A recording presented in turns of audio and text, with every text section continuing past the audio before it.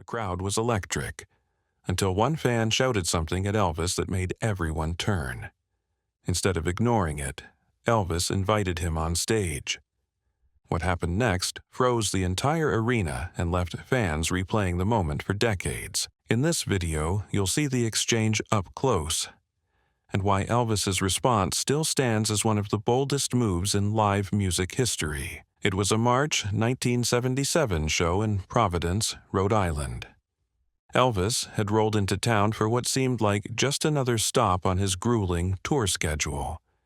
The venue was packed with thousands of fans who'd been lining up since dawn, some traveling hundreds of miles just to see the King perform live. The energy in the building was incredible from the moment the doors opened. Elvis was in good spirits that night. He'd been joking with his band during sound check and seemed genuinely excited to perform for this particular crowd. The audience was a perfect mix of die-hard fans who'd seen him dozens of times sitting next to teenagers experiencing their first Elvis concert, with middle-aged couples and casual fans scattered throughout. The show started exactly at 8:30 p.m. with his usual opening number. Elvis walked on stage wearing one of his white jumpsuits, and the crowd erupted. He launched into CC Rider with his band backing him perfectly, then moved into I Got a Woman, and had the entire arena clapping along. By the time he finished Love Me, people were on their feet screaming his name. His security team positioned themselves strategically around the venue. They'd handled thousands of disruptions over the years, and normally moved quickly to remove troublemakers before situations could escalate. The usual approach was straightforward: identify the problem and handle it fast. Elvis kept the momentum going with more crowd favorites. He was working the audience like only he could, pointing to fans in the front rows and making eye contact with people throughout the arena. This was vintage Elvis, connecting with his audience in that special way that made every person feel like he was singing directly to them. The set list was flowing perfectly, and everything seemed to be going exactly as planned. After finishing Hound Dog, Elvis took a moment to catch his breath and adjust his guitar strap. He smiled at the crowd and started talking about how much he loved performing in Providence. The audience hung on his every word. This was the part of the show where Elvis usually shared stories or interacted with fans before moving into the slower songs. But something was different in the air that night. There was a tension building that nobody could quite put their finger on. Elvis seemed to sense it too. He looked out over the crowd with a slightly puzzled expression, like he was trying to figure out what was making him feel uneasy. The room fell strangely quiet for just a moment. Then the first shout came from somewhere in the middle section. It wasn't the usual, "I love you, Elvis," or "play my favorite song." This was something else entirely, something that made the people nearby turn their heads in shock and caused a ripple of uncomfortable silence to spread through the arena. The voice came from a middle section, about halfway up the arena. A man had been trying to get Elvis's attention for the past 3 songs, waving his arms and shouting over the music. At first, people around him thought he was just an overly excited fan, but his shouts weren't the usual declarations of love or song requests that Elvis heard at every show. The man started yelling personal attacks about Elvis's appearance. He made loud comments about Elvis's weight gain and his jumpsuit being too tight. These weren't the kind of playful heckles that performers usually brush off. They were mean-spirited and designed to hurt. The people sitting near the heckler started turning around, giving him dirty looks and telling him to shut up. But the troublemaker wasn't finished. He began shouting about Elvis's personal life, bringing up his divorce, and making crude remarks about his relationships. The insults got more personal and more vicious with each outburst. This wasn't someone having fun at a concert. This was someone trying to cause real damage. By March 1977, Elvis was already under public scrutiny and dealing with personal challenges. The media was constantly criticizing his performances, and he knew people talked about how he'd changed since his younger days. The heckler seemed to know exactly which buttons to push. The crowd that had been cheering just minutes before now sat in tense silence, unsure how to react. Some people tried to ignore the disruption and focus on Elvis, but the heckler's voice carried across the arena. Others started yelling at the troublemaker to stop, but that just made the situation worse. Elvis could hear every word from the stage. His smile faded, and he stopped moving around as much. The band kept playing, but they could sense the tension too. Elvis's usual confidence seemed to waver for a moment as the insults continued. He looked out toward the section where the voice was coming from, trying to spot the person causing all the trouble. The heckler wasn't backing down.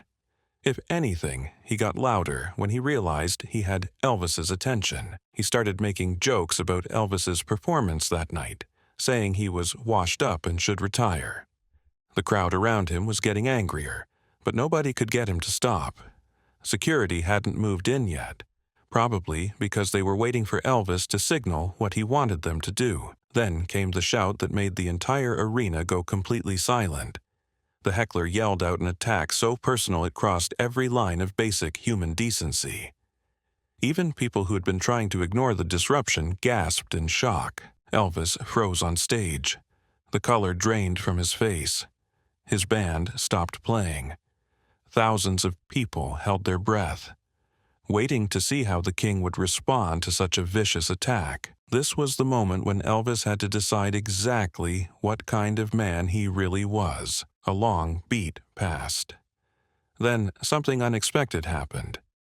Instead of signaling for his security team to move in like everyone expected, Elvis raised his hand in their direction.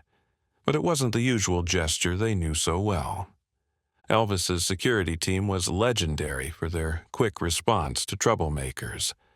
Members of his well-known crew had been handling disruptions at Elvis concerts for over a decade. They were experienced at dealing with disruptions and could spot potential problems from across an arena. Their usual method was simple and effective. Identify the troublemaker, move in fast, and escort them out before the situation could escalate. The moment that cruel comment left the heckler's mouth, security sprang into action. One of his longtime bodyguards was already moving toward the troublemaker, weaving through the crowd with practiced efficiency. Two other security members were approaching from different angles, ready to surround the man and remove him from the venue immediately. This was standard protocol. But then something unprecedented happened. Elvis signaled in a way that stopped them cold. The lead bodyguard froze mid-step, confused by the command. The other security members stopped moving too, unsure of what Elvis wanted them to do. This wasn't how they usually reacted. They hesitated, caught between their professional instincts and Elvis's unexpected order. The confusion spread through the security detail. They stood there in the aisles, muscles tensed but motionless, torn between their training and their loyalty to Elvis. The audience noticed the security team's unusual hesitation. People who had been watching the bodyguards move toward the heckler now saw them standing still, looking uncertain. This added another layer of tension to an already uncomfortable situation. What made this situation so different from every other disruption they'd handled was Elvis's reaction. Usually, when someone crossed the line this badly, Elvis would either ignore them completely or give security the green light to remove them immediately. The bodyguards had handled everything from drunk fans to actual threats, but they'd never been told to freeze in the middle of an intervention like this. The security members faced an impossible choice. Their training told them to remove the threat regardless of Elvis's signal, but their loyalty demanded they follow his wishes. They stood there in the aisles, ready to move the instant Elvis gave them permission. The heckler was still visible in the middle section, probably wondering why he hadn't been dragged out yet. The tension in that moment was unbearable. Thousands of people watched Elvis's security team remain motionless, while their boss made a decision that would define how this night ended. The bodyguards realized they weren't going to be the ones handling this situation. Elvis had something else in mind entirely, something none of them had ever seen before. The arena fell into an eerie silence. Even the hecklers seemed to sense that something unusual was happening. All eyes turned back to the stage, where Elvis stood completely still, his expression unreadable. Whatever happened next was going to be completely up to the king himself. Elvis stepped forward and addressed the crowd directly. The arena was dead silent. Thousands of people expected to see him explode with anger or storm off in embarrassment. They'd seen other performers lose their cool when hecklers pushed too far. This was the moment when most stars would either lash out or retreat. Everyone held their breath, waiting for the king to show his human side in the worst possible way. People expected anger, but instead, Elvis did something nobody saw coming. He looked directly toward the section where the heckler was sitting and spoke in a calm, measured voice that carried across the entire venue. There was no anger in his tone, no sarcasm or mockery. He sounded like someone having a normal conversation with a friend. The contrast between what people expected and what they were witnessing was stunning. Elvis stood steady and calm. This wasn't the body language of a man who'd just been insulted in the cruelest way possible. He looked confident and in complete control of the situation. The heckler stopped shouting the moment Elvis addressed him directly. Up until that point, the troublemaker had been yelling at a distant figure on stage. Now he was face to face with Elvis Presley himself, having an actual conversation in front of thousands of witnesses. The man's aggressive posture changed immediately. He sat back in his seat, clearly caught off guard by this personal attention. Elvis began speaking about pain and forgiveness, in a tone that felt like a private conversation. He talked about how everyone goes through difficult times and sometimes takes their frustration out on others. His voice was gentle, almost fatherly. He wasn't lecturing or talking down to the man. He was treating the heckler like a human being who deserved respect and compassion. The transformation in the arena was immediate and complete. People who had been angry at the troublemaker started listening to what Elvis was saying. The tension that had been building for the past several minutes began to dissolve. This wasn't becoming the confrontation everyone expected. It was turning into something much more powerful. Elvis continued talking about understanding and second chances. He shared his own struggles with loss and disappointment without going into specific details. His words were simple but profound. He was showing everyone in that building, including the heckler, what grace under pressure actually looked like. Then Elvis did something that left the entire crowd speechless. Witnesses later recalled that he offered to speak with the heckler after the show as his personal guest. Not to argue or continue the confrontation, but to sit down and talk like two regular people. He offered genuine friendship to someone who had just attacked him in the most personal way possible. What would you do in that moment? Face to face with such unexpected kindness after launching such cruel attacks. The man who had been trying to destroy Elvis's evening was about to discover exactly how it felt when someone responds to hatred with grace. The man sat frozen in his seat, staring at Elvis with his mouth hanging open. According to those who witnessed it, just moments before he'd been shouting insults with confidence, thinking he was just another face in the crowd who could hide behind anonymity.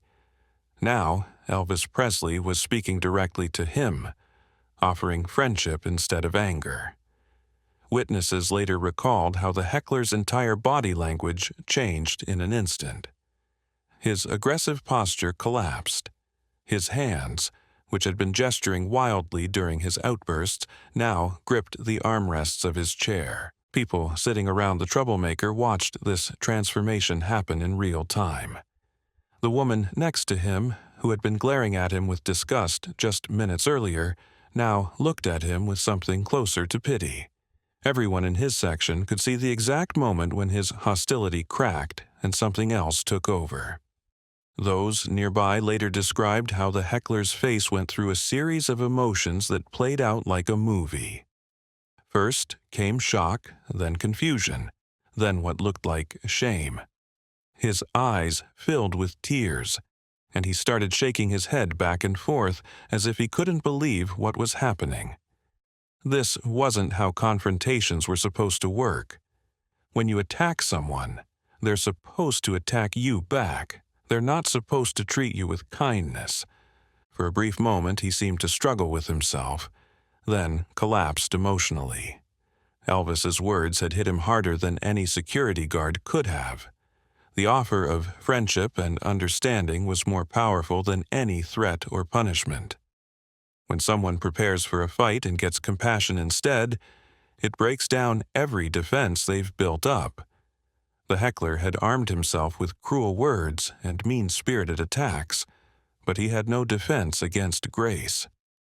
The exact moment when his hostility melted away completely was visible to everyone watching. His shoulders slumped, and he buried his face in his hands. The fight went out of him like air leaving a balloon. When he looked back up at Elvis, his expression had changed completely. The anger and aggression were gone, replaced by something that looked like gratitude. Then people reported the heckler breaking down and apologizing. He stood up in his seat and began to applaud. Not the slow, sarcastic clap of someone being mocking, but genuine applause. He was applauding Elvis not for his music, but for his character. The man began shouting again, but this time his words were completely different. He was apologizing loudly, his voice breaking with emotion. He kept saying he was sorry over and over, loud enough for sections around him to hear clearly. The sound of that solitary clap turned into a wave as other audience members joined in. The arena filled with applause, but it wasn't for a song or a performance. It was for a moment of pure human decency that had transformed an enemy into a friend. The heckler wiped tears from his face and nodded when Elvis reminded him about the backstage invitation. In less than 10 minutes, a man who had tried to destroy the show had become its most devoted fan. What happened in that Providence arena that night would become something much bigger than just one concert moment. Word of the incident spread quickly through the entertainment world.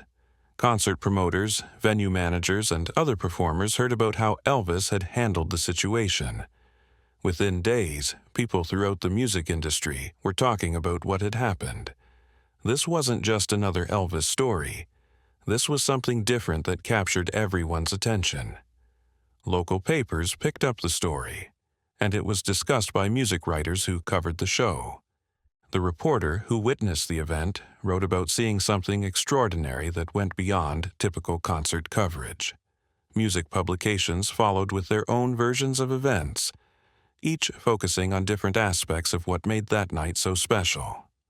The story reached audiences far beyond Elvis's usual fan base. People who had never been to an Elvis concert were sharing this story with friends and family. The incident became one that many cited when discussing his late career public image. Concert reviewers started mentioning it when writing about his other shows that year. Radio personalities talked about it on the air. The story took on a life of its own, growing with each retelling while maintaining its essential message about grace under pressure. The moment was often cited as an example for how to handle hecklers. Musicians began sharing their own stories about dealing with difficult audience members, but none of them matched the impact of what Elvis had done in Providence. The approach he took that night became a talked-about example among some performers, though it never felt as natural or authentic when others tried similar responses. The long-term impact on Elvis's public image was significant. People who had focused mainly on his music or his personal struggles now saw a different side of his character. This single moment revealed qualities that went deeper than his talent as an entertainer. It showed his capacity for forgiveness, his understanding of human nature, and his ability to lead by example even in difficult circumstances. Biographers later pointed to this as an example of Elvis's compassion. They referenced it as evidence of the man behind the celebrity image. The story became part of the larger narrative about who Elvis really was when the spotlight wasn't shining on his personal problems or career challenges. Years after that night in Providence, People still reference this story when discussing how public figures should handle confrontation. Leadership experts use it as an example of turning conflict into connection. The incident demonstrates that sometimes the most powerful response to hostility isn't retaliation or retreat, but unexpected kindness. That single act of grace became part of how people remembered him, alongside his musical achievements. It helped shape one of the narratives about him in later years, showing that some moments reveal more about a person's true character than years of carefully managed public appearances ever could. The Providence concert became a defining example of how Elvis handled pressure. That night showed us something important about what makes a true legend. Elvis could have responded with anger or walked off stage. Instead, he chose compassion. His response revealed that real greatness isn't just about talent or fame. He showed that greatness includes how you treat people when you're under fire. We all face difficult moments when people treat us badly. Elvis showed us there's another way to handle these situations. Instead of fighting back, he turned an enemy into a friend with simple kindness. This night in Providence reminds us that sometimes kindness breaks the cycle of anger. The arena didn't erupt with boos that night. It filled with applause for something much deeper than music. Have you ever seen kindness defuse a scene like this? Tell us below, and if you love these deeper moments from music history, subscribe for more stories.